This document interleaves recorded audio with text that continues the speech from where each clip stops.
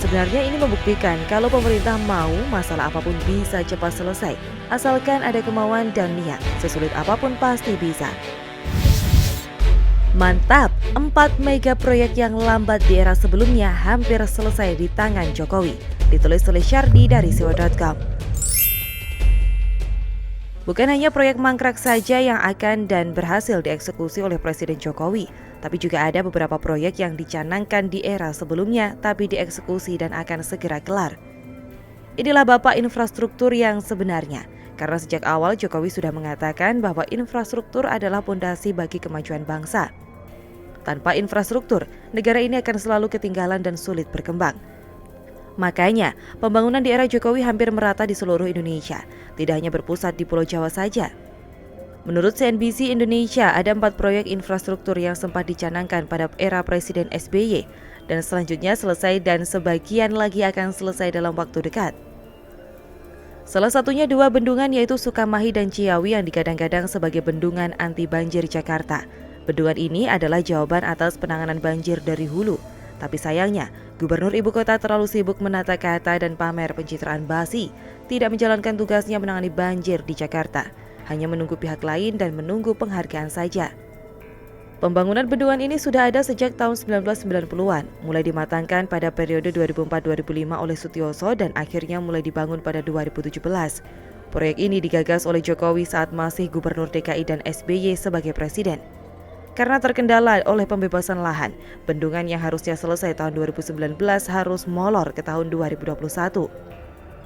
Proyek selanjutnya adalah PLTU Batang, Jawa Tengah yang ditargetkan selesai pada 2022, yang merupakan program elektrifikasi Jawa dan Bali dan juga bagian dari mega proyek 35.000 MW. Proyek ini mangkrak bertahun-tahun, sempat masuk dalam rencana induk percepatan dan perluasan pembangunan ekonomi pada era SBY. Masalahnya sama, terkendala pembebasan lahan dan juga perizinan. Akhirnya pada 2016, Presiden Jokowi menyaksikan penandatanganan financial closing PLTU ini senilai 4,2 miliar US dollar. Proyek selanjutnya adalah tol dari Aceh hingga Lampung yang di era Jokowi disebut tol Trans Sumatera. Sebenarnya ini sudah dicanangkan oleh SBY, tapi proyek ini seolah tak mungkin terwujud mengingat pembebasan lahan yang bakal alot, mengingat panjangnya mencapai lebih dari 2.900 km. SBY di masa transisi dan akan digantikan oleh Jokowi menandatangani Perpres nomor 100 tahun 2014 tentang percepatan pembangunan jalan tol di Sumatera yang menandai keseriusan terhadap proyek ini. Jokowi pun melanjutkan pembangunan. Saat ini tol Trans Sumatera sudah beroperasi sepanjang 653 km dari total 2.987 km. Proyek berikutnya adalah tol pertama di Kalimantan yaitu tol Balikpapan Samarinda.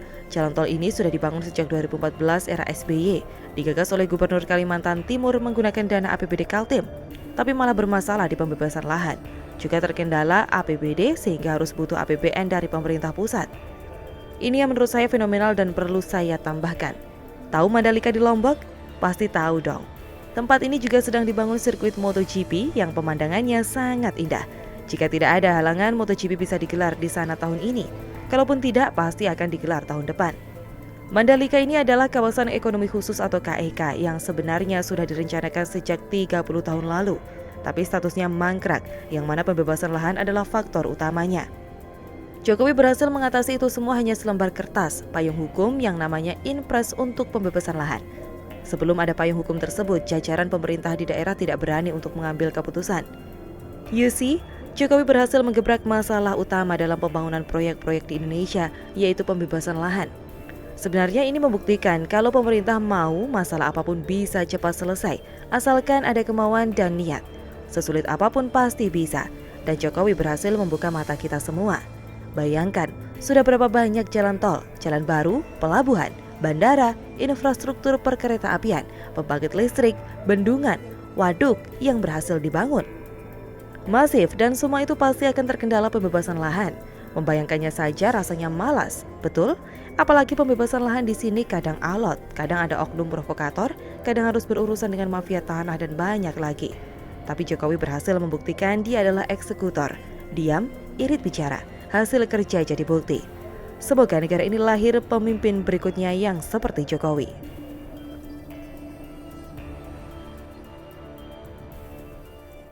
Proyek sirkuit Mandalika ada dananya, ada proyeknya, ada bentuknya. Proyek Formula E ada dananya, tidak ada proyek, tidak ada bentuknya, dan manfaatnya cuma sebatas bau kentut saja. KPK nyata nggak? Formula E abstrak tapi tiap tahun bayar fee tuh. Ditulis oleh Jaya Surbakti dari Siwa.com. Bagi saya gelaran Formula E itu masih tetap abstrak sampai sekarang. Tidak ada bentuknya tapi ada baunya.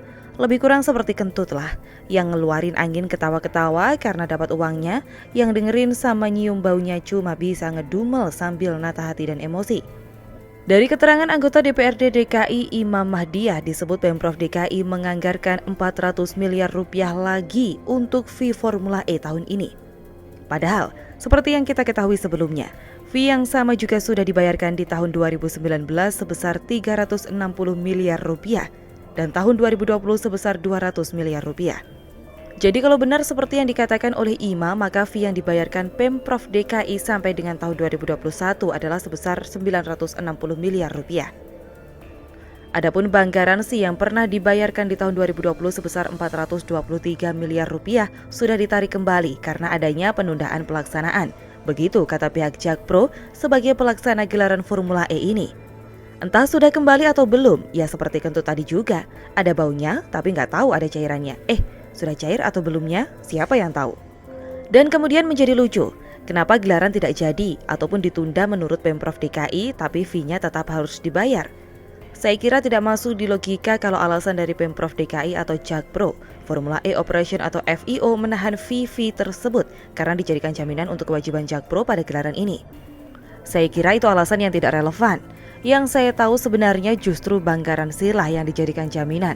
Garansi buat semua kemungkinan yang menjadi kewajiban penyelenggara dalam kapasitasnya sebagai pengguna event dari pemilik yaitu FIO. Itu pun pada kondisi tertentu, bank garansi ini bisa dinegosiasikan agar tidak membebani siapapun dengan catatan pelaksanaan memang belum akan digelar. Ini justru fee-nya yang malah tidak bisa dicairkan. Padahal fee itu ada biaya yang berkaitan langsung dengan gelaran. Tidak akan ada yang namanya fee tanpa ada gelaran yang terjadi. Contoh simpel begini saja, seorang pemasar akan mendapatkan fee dari hasil penjualannya. Jika tidak terjadi penjualan maka fee otomatis tidak dia terima. Biar apapun alasannya, karena fee hanya muncul sebagai kewajiban setelah produk dapat dijual oleh pemasar. Nah, ini produknya gelaran Formula E tidak pernah nyata sampai sekarang, tapi fee masih saja selalu dibayar setiap tahunnya. Saya kira ini ibarat kentut yang bau sekali. Besar sekali dugaan terjadi penyalahgunaan keuangan di sini. Makanya saya jadi bertanya, apakah KPK kita itu nyata atau tidak? Jangan-jangan mereka juga seperti kentut itu tadi, ada baunya tapi tidak ada bentuknya. Ini saya kira sangat patut untuk diperiksa oleh mereka yang mengaku KPK. Atau kalau KPK memang tidak ada lagi, mungkin baiknya kepolisian dan kejaksaan masuk saja dalam ranah ini. Tidak adil rasanya ada proyek yang tidak ada klausul faktor force majeure di dalamnya. Jelas proyek Formula E ini terkendala atau dihentikan atau ditunda. Kalau tidak bisa dibilang ditiadakan karena adanya pandemi yang melanda dunia secara global. Maka tidak layak rasanya membayarkan fee pada kondisi seperti ini. Apalagi memang nyata gelarannya tidak pernah dilaksanakan sampai hari ini. Terus apa yang mau dibayar dari uang tersebut? Uang takut atau uang simpanan? Please, siapapun penegak hukum di negeri ini, tolong tegakkan keadilan buat rakyat. Lupakan ego kalian sebagai aparat yang mencari titik aman saja. Pikirkan rakyat yang menderita, tapi pengeluaran untuk proyek yang abstrak malah jor-joran. Kalau masih sulit melihat kebobrokan proyek ini, gini saja. Bandingkan saja dengan proyek Kemen PUPR di sirkuit Mandalika. Sirkuit itu sudah hampir rampung dikerjakan dan siap untuk dijadikan gelaran kalau memang sudah ada. Sama-sama lintasan sirkuit tapi bedanya sirkuit Mandalika jelas produknya. Jadi aset negara pula, akan tinggi nilai ekonominya, baik saat digunakan kelak sebagai gelaran olahraga maupun sekarang saat masa pembangunannya. Perekonomian rakyat di sekitarnya begitu terbantu, termasuk juga pembangunan pemukiman dan perbaikan jalan untuk pemukiman mereka. Intinya, proyek sirkuit Mandalika ada dananya, ada proyeknya, ada bentuknya, dan besar manfaatnya buat bangsa. Proyek Formula E ada dananya, tidak ada proyek, tidak ada bentuknya, dan manfaatnya cuma sebatas bau kentut saja.